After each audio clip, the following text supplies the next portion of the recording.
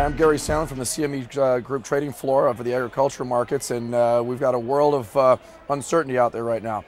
We've had a tremendous amount of fluctuation over the last 10 to 14 days in regards to weather, and we continue to see a lot of uncertainty in regards to all of that, and we'll continue to do that over the next probably 10 to 14 days as we're reaching the apex of the critical growing season here in the end of July.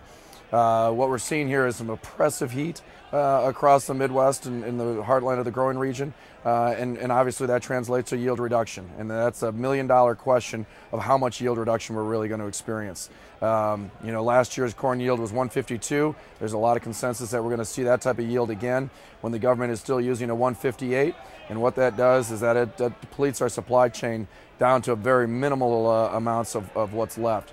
Unlike the last few years where we've had the luxury of coming into the next marketing year with a surplus, we don't have that luxury this year, and we're in a very tight situation already and creating a much more tight situation down the road. But on the flip side of that, what does that do to the demand side? The demand destruction will have to take place at some point. We're starting to see a little bit of that take place already with some feeding coming out of corn, going into feed wheats and some of the other various feed ingredients. So you're starting to see that change a little bit already.